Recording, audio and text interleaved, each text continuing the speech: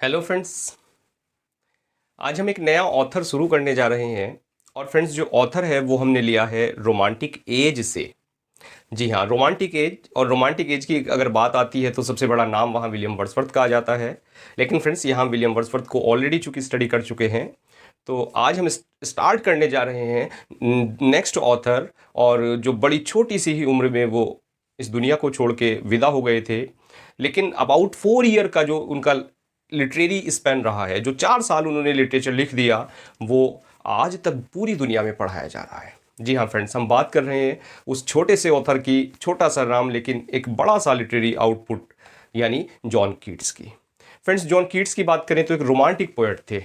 और जो second generation Romantics हैं उनमें जॉन कीट्स का नाम बड़े आदर के साथ लिया जाता है। Clear friends?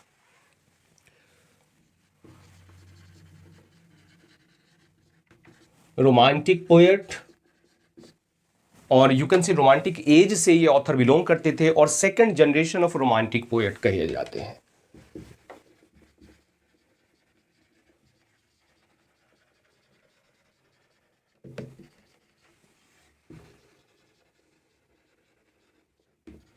Second generation of Romantics.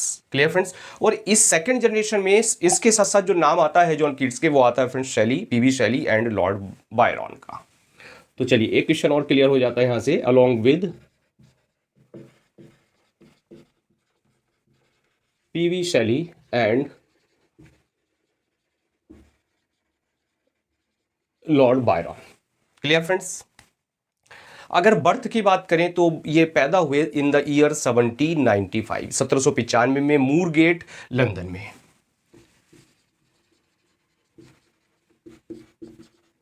95 कहाँ पैदा हुए फ्रेंड्स? मूरगेट,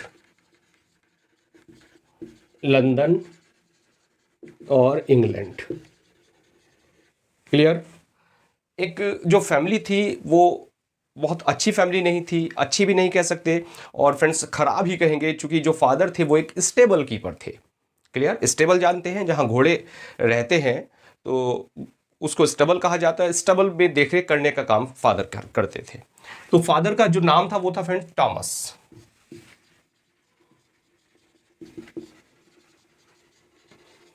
और क्या थे? Stable keeper. और स्टेबल कीपर थे, लेकिन जो डेथ हो गई थी फादर की, वो भी फ्रेंड्स घोड़े से गिर के ही हो गई थी। घोड़े से गिर गए तो फ्रैक्चर हो गया स्कल में, और उसके कारण फिर ये डेथ भी हो गई। और मदर की बात करें तो मदर थी फ्रेंड्स फ्रांसिस कीट्स। चलिए यहां लिख लेता हूं नीचे, mother.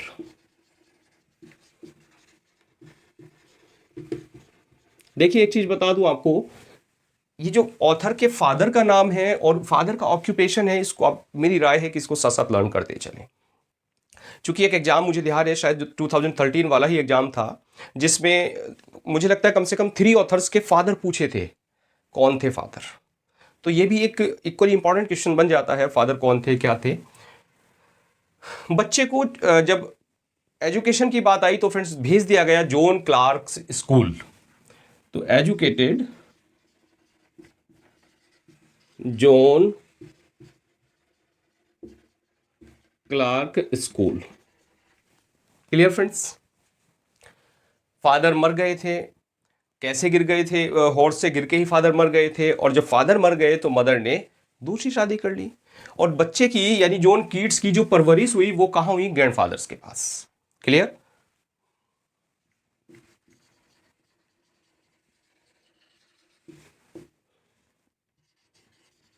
Father died falling from the horse and mother remarriage. Friends, इनको अप्रेंटिस्ड के लिए भेजा गया टॉमस हैमंड के पास, और एक सर्जन थे, और वो सर्जन कहाँ थे फ्रेंड्स? एडमॉन्टन में।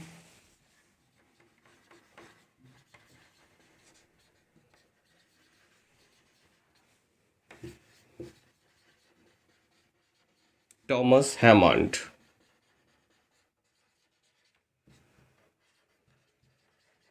सर्जन की स्पेलिंग भी देख लेना फ्रेंड्स, अ सर्जन। कहाँ? At Edmonton.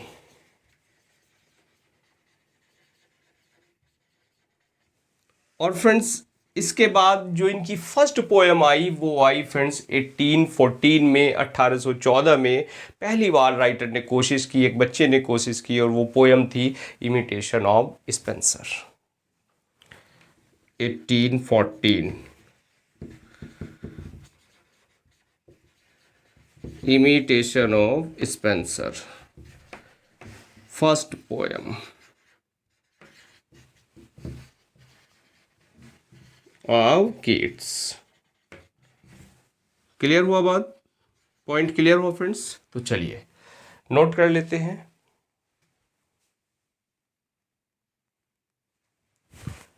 फ्रेंड्स जो इनका हेडमास्टर रहे, हेडमास्टर का बेटा रहा Charles Cowden Clarke.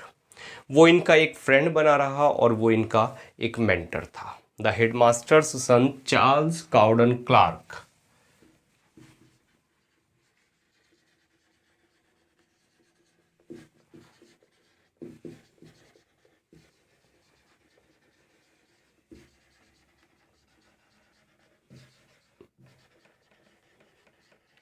Charles Cowden Clarke वो क्या रहा? इनका friend and mentor.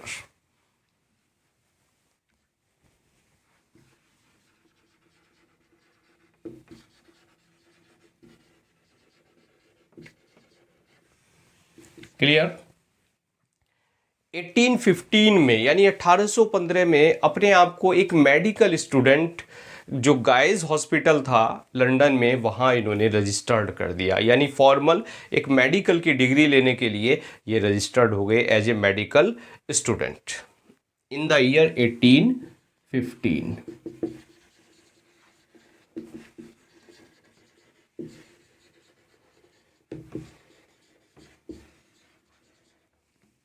Medical himself as a medical student. और कहाँ friends? At Guy's hospital London. बात क्लियर हो गई? यानी ये एक ऐसे ऑथर थे जिनके पास एक रजिस्टर्ड जो मेडिकल डिग्री थी वो थी, लेकिन ऑथर को लगा कि मुझे जो मेडिकल प्रोफेशन है उसको नहीं चुनना चाहिए। मुझे कहीं ना कहीं इंसान को अंदर से ही लगने लगता है कि भाई ये मेरे बस की बात नहीं है या मैं इसको नहीं कर पाऊंगा। एक ऐसा दौर भी रहा जो डिप्रेशन और ग्लूम का दौर रहा लाइफ में, जब मेडिकल डिग्री छोड़ दी, प्रैक्टिस छोड़ दी और क्या काम शुरू कर दिया? पोएट्री, जिससे कोई आमदनी नहीं होने वाली थी। Clear friends? तो वो ऐसा दौर भी ऑथर का रहा है। क्लियर? यहां तो पॉइंट क्लियर हुआ। चलिए इसके बाद फ्रेंड्स इन द ईयर 1816 1816 में पहली जो पब्लिश पोएम थी वो इनकी आई और वो थी एक sonnet O solitude.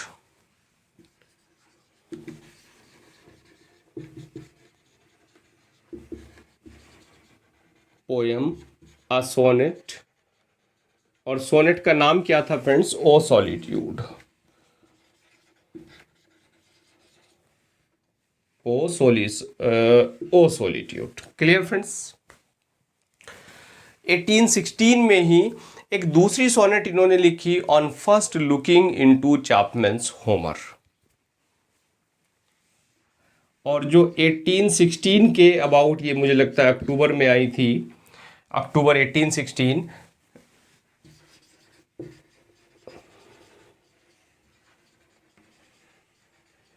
Another sonnet, और क्या थी friends? On first looking into Chapman's Homer.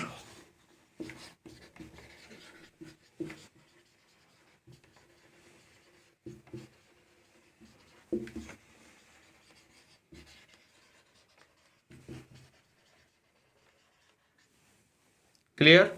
और ये जो पोएम रही है इनकी, ये first looking into Chapman Homer, ये डेडिकेट कर दी इन्होंने किसको कर दी फ्रेंड्स? लेहंट को।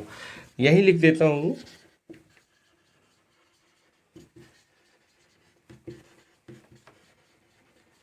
Dedicated to लेहंट। इसी साल 1816 में ही इन्हें जो रजिस्टर्ड मेडिकल जो लाइसेंस था वो मिल गया। 1816 got registered medical licence. Clear friends? और मेडिकल लाइसेंस मिल गया, और ये जो मिला ये बाय द एंड ऑफ 1816, यानी ये दिसंबर के महीने के आसपास ये इनको मिला। और लेकिन उन्होंने ये कहते हुए कि मुझे एक पोएट बनना है, एक सर्जन नहीं, इस मेडिकल लाइसेंस को छोड़ दिया। Clear friends?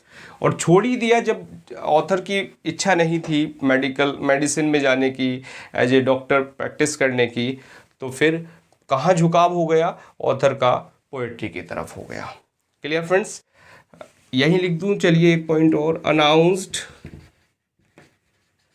That he would be a poet not a surgeon. Clear? तो चलिए फ्रेंड्स नोट डाउन। फ्रेंड्स जो इनकी फर्स्ट पब्लिश्ड पोयम थी, यानी जो सोनेट थी, ओ सॉलिट्यूड, उसको पब्लिश करने का जो क्रेडिट जाता है वो जाता है लेहंट को। यानी लेहंट ने इनकी जो फर्स्ट सोनेट थी ओ सॉलिट्यूड, उसको पब्लिश किया।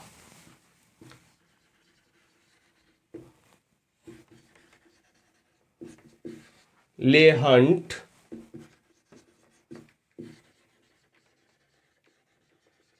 published his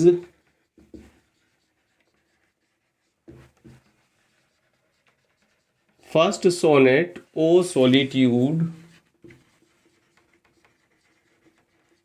ओ सॉलिट्यूड को पब्लिश किया, और कहाँ पब्लिश किया? लेहंट की एक मैगजीन चलती थी, मैगजीन का नाम था द एग्जामिनर। द एग्जामिनर में फर्स्ट टाइम वो जो ये पोयम थी ओ सॉलिट्यूड, ये पब्लिश हुई।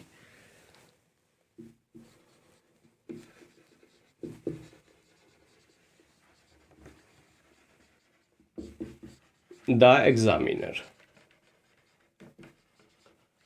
यानी अगर किसी को क्रेडिट जाता है इनके पोएटिक करियर की शुरुआत करने का, तो वो जाता है फ्रेंड्स लेहंट को। 1817 में, 1817 में, यानी अगले साल ही इनका जो फर्स्ट पोएटिक वॉल्यूम था वो आया, और उसका नाम था poems. His first poetic volume,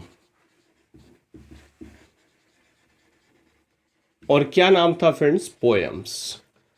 वो पोएम्स के नाम से आया। और इसमें जो इंपॉर्टेंट पोएम रही है इस वॉल्यूम में, वो रही है I stood tiptoe and sleep and poetry.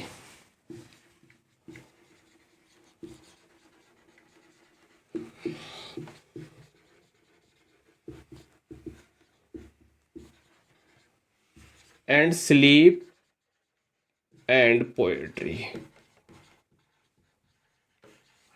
और फ्रेंड्स ये जो पोएटिक वॉल्यूम था ये एक क्रिटिकल फेलियर रहा है, यानी इसने कोई इमेंस सक्सेस इसमें नहीं मिली, ये क्रिटिकल फेलियर कहा जाता है।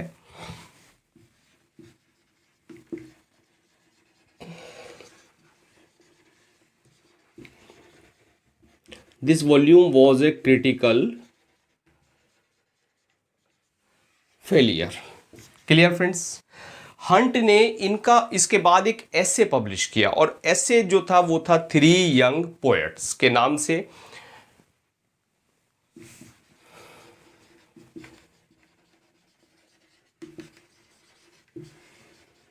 हिज एसे थ्री यंग पोएट्स। और अगर थ्री यंग पोएट्स की बात करें तो इसमें कौन कौन से थे? एक तो शैली खुद थे, एक कीट्स थे, एक शैली थे, पीवी शैली, और एक पोएट और थे, वो थे फ्रेंड्स रेनॉल्ड्स। यानी कीट्स, शैली, रेनॉल्ड्स। क्लियर? पीवी शैली भी इनके कॉन्टेम्पोररी रहे हैं फ्रेंड्स, और उनको भी हमें कीट्स के बाद स्टडी करना है। तो ये जो वॉल्यूम था, या ये जो इनका वर्क था, यानी हिज एसे, थ्री यंग पोएट्स। इसमें जो थ्री यंग पोएट्स की बात हो रही थी वो कीट्स, शैली और रेनॉल्ड्स की हो रही थी। फ्रेंड्स, जॉन कीट्स को अगर जाना जाता है तो अपनी पोएम्स के लिए जाना जाता है, और इसी के साथ साथ अगर कोई चीज़ लिटरेरी इम्पोर्टेंस की रही है वो रहे हैं जॉन कीट्स के लिखे हुए लेटर्स। तो फ्रेंड्स, कीट्स ने एक फ्रेंड थे इनके, बेली, बेली को एक लेटर में लिखा कि what imagination seizes as beauty must be truth. Clear friends? तो Keats road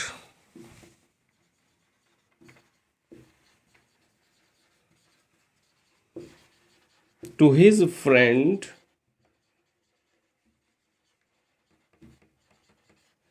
Bailey what imagination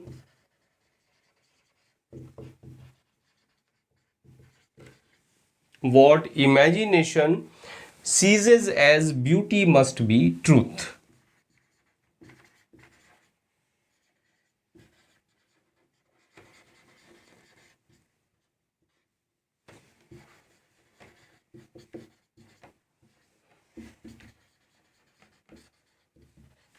clear? इसी के साथ साथ फ्रेंड्स 1818 में यानी 1818 में इन्होंने एक वॉकिंग टूर स्टार्ट किया, और वहाँ वो टूर था Scotland, Lake District and Ireland. Clear friends? In 1818।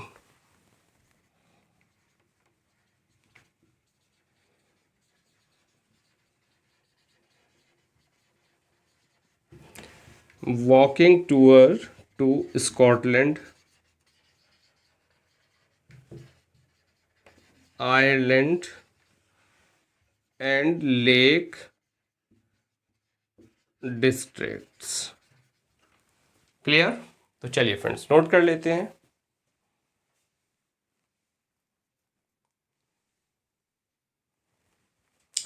Friends, family में एक डिजीज़ रही है, और वो डिजीज़ रही इनकी ट्यूबरक्लोसिस, और इनका जो भाई था टॉम वो भी ट्यूबरक्लोसिस से मर गया।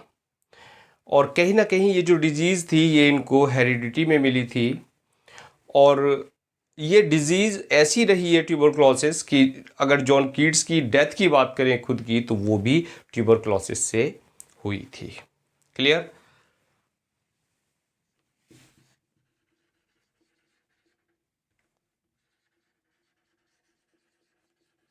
Tuberculosis was his family disease.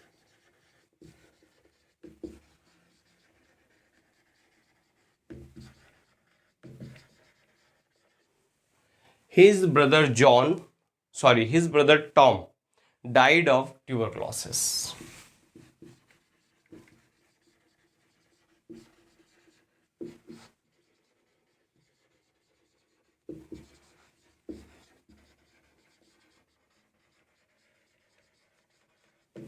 Point clear friends? आगे बढ़ते हैं। देखिए, जो ऑथर को अगर पोएट बनाने का क्रेडिट जाता है तो वो किसको जाता है? वो जाता है लेहंट को, यानी लेहंट ने इनकी एज ए पोएट एस्टेब्लिश होने में पूरी हेल्प की।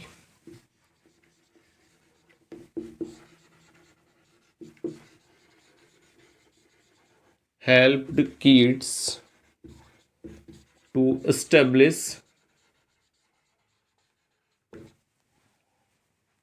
as a poet.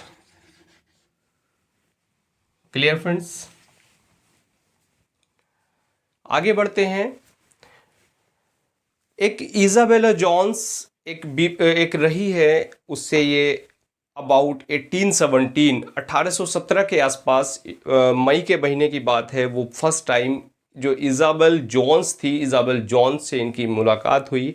ये जल्दी ही फ्रेंड बन गए, और इन्होंने इवन अपने एक लेटर में ये स्वीकार भी किया है कि वो कहीं ना कहीं उसके प्रति जो एक सेक्सुअल अट्रैक्शन है वो इनको रहा है। क्लियर? तो कीट्स हैड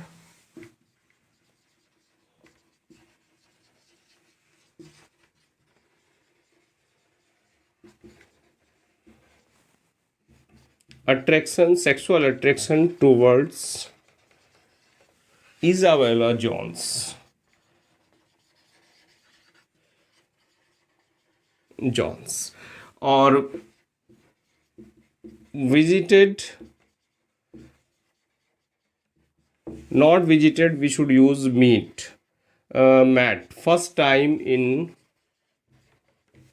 May 1817, 1817 के आसपास की बात है, मई में जब फर्स्ट टाइम इजाबेला जॉन्स से मिले।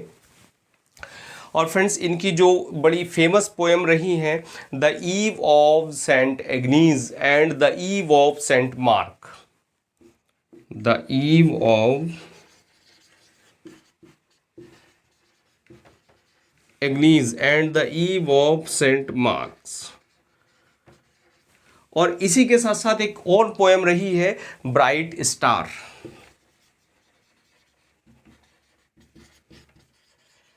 इन तीनों पोएम्स की जो थीम थी, इसकी थीम का जो ये जाता है क्रेडिट की, ये जो थीम कहाँ से ली गई, इस थीम में कहीं ना कहीं इजाबेला जॉन्स थी। क्लियर फ्रेंड्स, ये जो थीम सजेस्ट की गई थी ये इजाबेला जॉन्स के द्वारा सजेस्ट की गई थी। तो चलिए फ्रेंड्स नोट कर लेते हैं। फ्रेंड्स जो इजाबेला जॉन्स थी, थीम तो उसने सजेस्ट की, लेकिन जो ब्राइट स्टार की अगर हम बात करें तो ब्राइट स्टार में एक ऐसी प्रेमिका की बात करते हैं जिसके प्रति ये पूरी तरह समर्पित है। तो अगर ब्राइट स्टार को देखें तो ब्राइट स्टार में अगर जिक्र आता है तो वो किसको समर्पित है, वो है इजाबेला जॉन्स को। इसी के साथ साथ एक लिरिक और रहा है इनका, हस हस ओ स्वीट इजाबेल, वो भी इजाबेल जॉन्स के लिए ही था।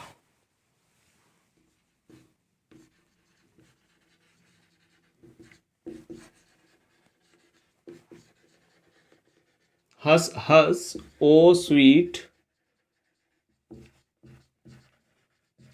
Isabel was written for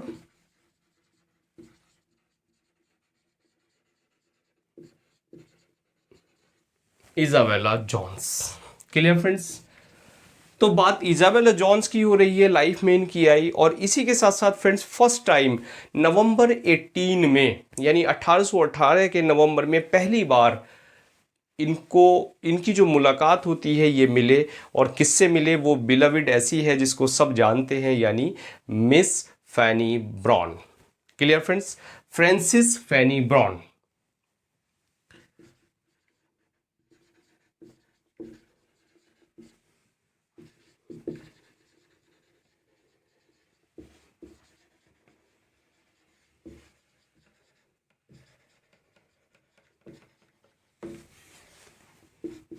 eighteen 1818 में, और ये जो बात थी लगभग नवंबर के आसपास की थी।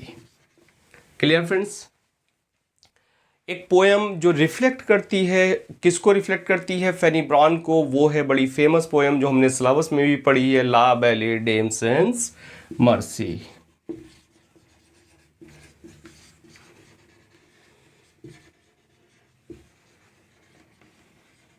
Reflects his failure in love towards, किसके प्रति फ्रेंड्स, फैनी ब्राउन के प्रति।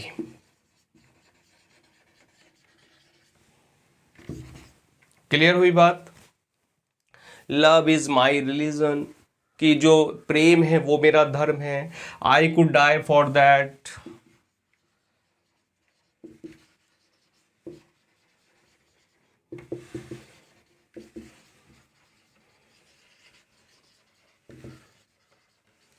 कि मैं इसके लिए क्या कर सकता हूँ, मैं इस प्रेम के लिए मर भी सकता हूँ। I could die for you, मैं तुम्हारे लिए मर सकता हूँ।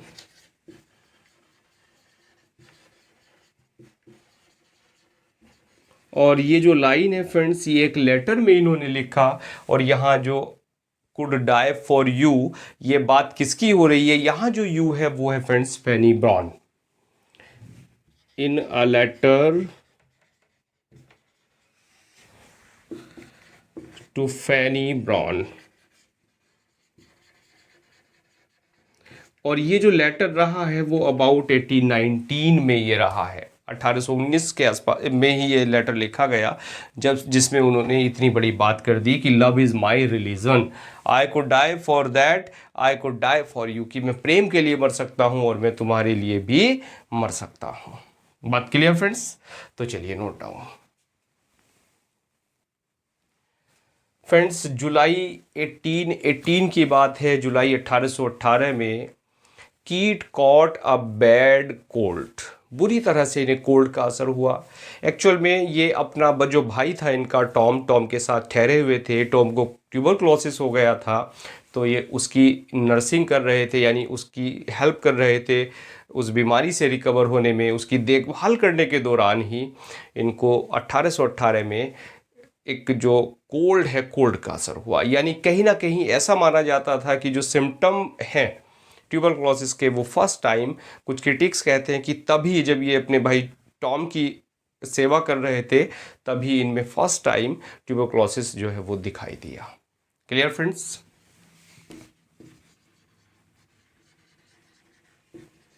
In July 1818, he caught a bad cold.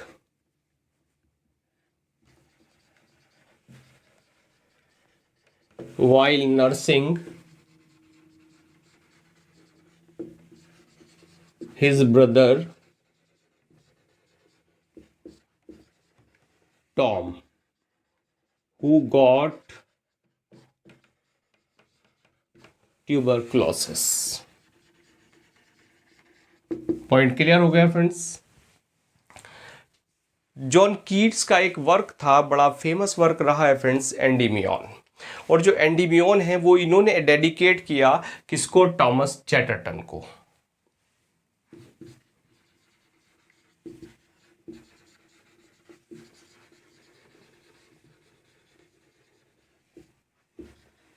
was dedicated to Thomas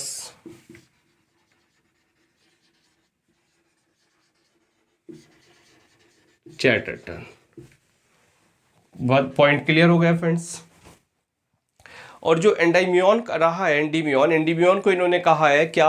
a trial of my power of imagination, कि मेरी जो इमेजिनेशन पावर है, इमेजिनेशन पावर का एक trial. Keats called Endymion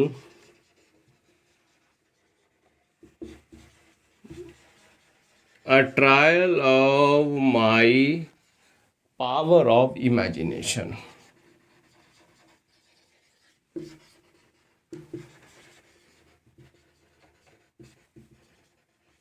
point clear है फ्रेंड्स? ये जो वर्क था एंडीमियन, ये स्ट्रांगली क्रिटिसाइज्ड किया गया। और सबसे पहले अगर क्रिटिसाइज किया तो वो कौन था फ्रेंड्स? जॉन विल्सन क्रॉकर था। जॉन विल्सन क्रॉकर ने एक मैगजीन थी the Quarterly review, the Quarterly review में फर्स्ट टाइम इस वर्क को स्ट्रांगली क्रिटिसाइज्ड किया। एक तो होता है क्रिटिसाइज करना, बहुत ज़्यादा क्रिटिसाइज करना। Clear friends? तो एंडीमियन यहीं लिख लेते हैं।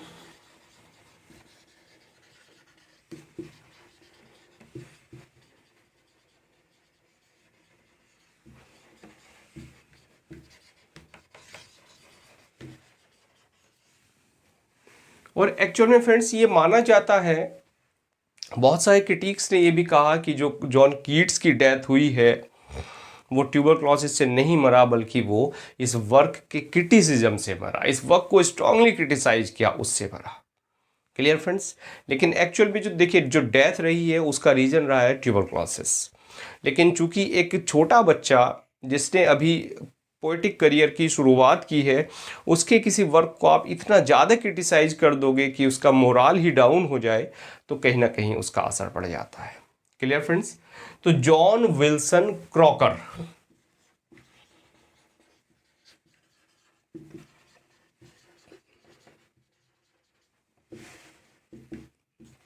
इन द क्वार्टरली रिव्यू। और इसी के साथ साथ फ्रेंड्स एक दूसरे ऑथर रहे हैं, एक दूसरे क्रिटिक रहे हैं, John Lockhart, John Gibson Lockhart. तो उन्होंने भी इसको क्रिटिसाइज किया।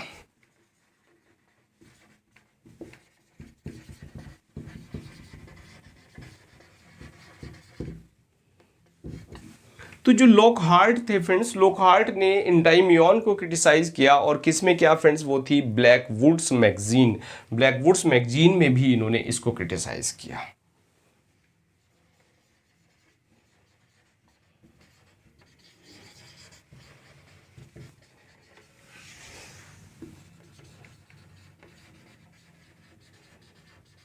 Blackwood's Magazine. Clear friends? तो चलिए फ्रेंड्स, एक बड़ा डिफेमेटरी टर्म रहा है जो जॉन कीट्स को दिया गया, और वो क्या कहा गया, एक टर्म कोइन किया गया, और वो टर्म था फ्रेंड्स कॉकनी स्कूल। तो जो कॉकनी स्कूल है वो टर्म किसने दिया, वो यही क्रिटिक जो लॉकहार्ट था, लॉकहार्ट ने इस टर्म को कॉइन किया। Lockhart coined the term Cockney school.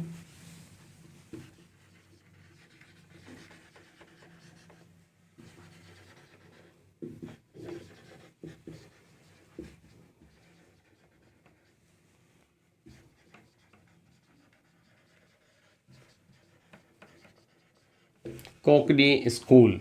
और ये किसके लिए कॉइन किया, ये किया फ्रेंड्स लेहंट, हैजलिट और कीट्स, तीनों के लिए।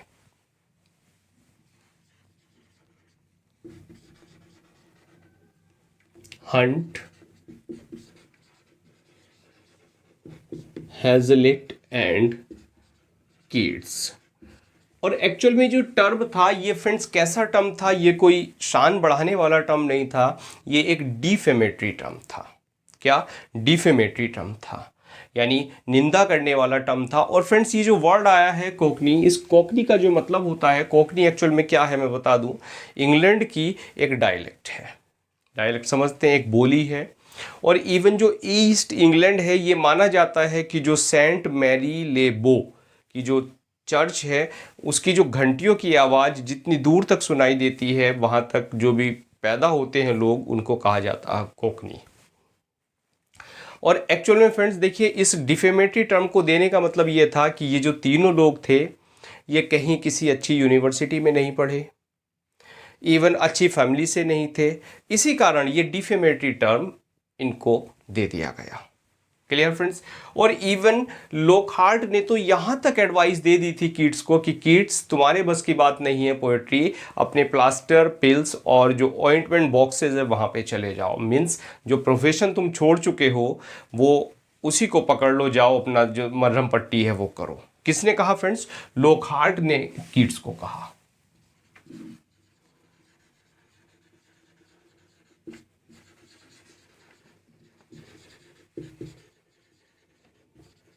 लोकहार्ट एडवाइज्ड किड्स, क्या एडवाइस दी?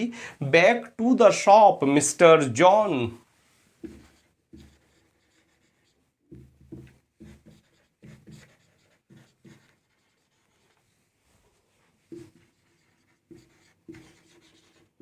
इससे पहले भी कुछ वर्ड्स थे, इसलिए मैंने फ्रेंड्स यहाँ डॉट डॉट लगा दिया कि फ्रेंड्स कहाँ चले जाओ, चले जाओ उसी शॉप पे चले जाओ। Back to the plaster, pills and ointment boxes.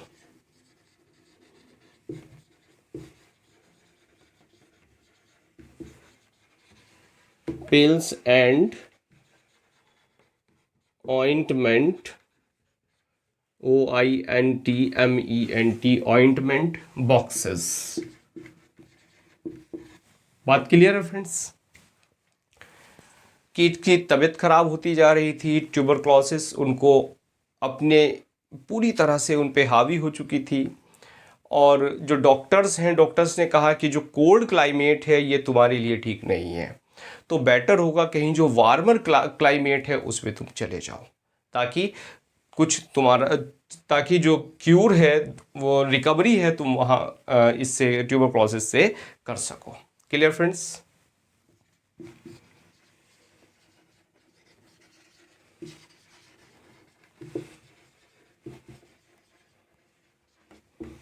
to move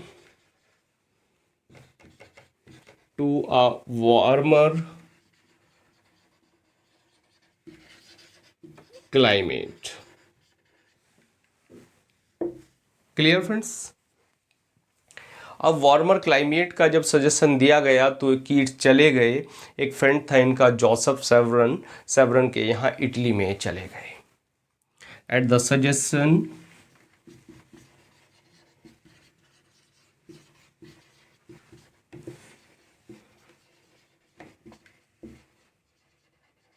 moved to his friend Joseph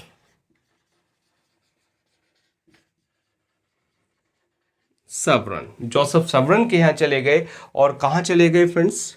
in Italy. Italy में चले गए। फ्रेंड्स, तबीयत ठीक नहीं होती जा रही थी और इस तरह से ट्यूबरक्लोसिस इन पे हावी हो गई थी कि उससे बच पाना नामुमकिन था। तो 1821 में 1821 में इनकी ट्यूबरक्लोसिस के कारण डेथ हो गई।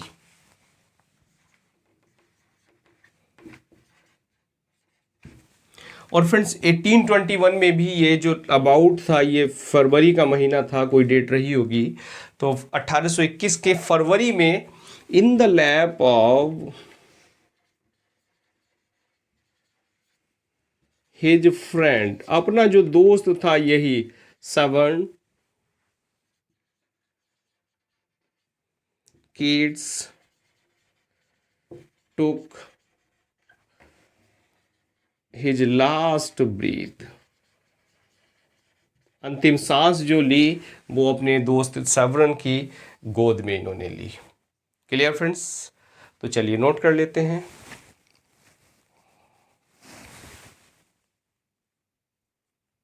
He was buried at Protestant cemetery Rome. जो प्रोटेस्टेंट सीमेट्री थी वहां इनको दफनाया गया।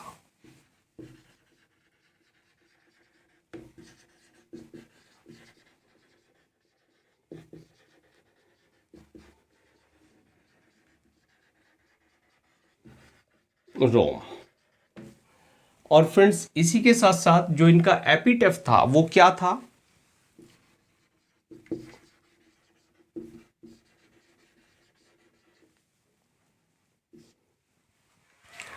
Here lies one whose name was writ in water.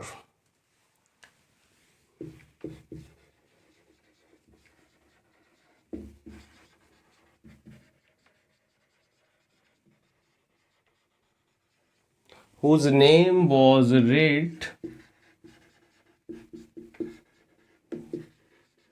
in water। कि यहाँ एक ऐसा व्यक्ति लेटा हुआ है जिसका जो नाम है वो पानी पर लिखा हुआ है। और इसके बाद जो लास्ट वर्ड है वो है 24 Feb 1821। Clear friends. और हियर लाइज वन से भी कुछ वर्ड्स हैं कि here are the immortals of a young man dot dot dot. फिर लास्ट की जो लाइन है वो मैंने आपको यहाँ दे दी। फ्रेंड्स जो फ्रेंड थे इनके लेहंट ने तो यहाँ तक कह दिया कि जॉन कीट्स की जो डेथ हुई है वो ट्यूबरक्लोसिस से नहीं हुई, बल्कि जो क्वार्टरली रिव्यू में जो एंडाइमियन पे अटैक हुआ है उसके कारण लेहंट ने कहा कि जॉन कीट्स की उस अटैक के कारण डेथ हुई। पीवी शैली ने अपनी एक पोएम फ्रेंड्स, जो एडोनिस पोएम उनकी रही है, उसमें जॉन कीट्स को मेमोराइज किया है।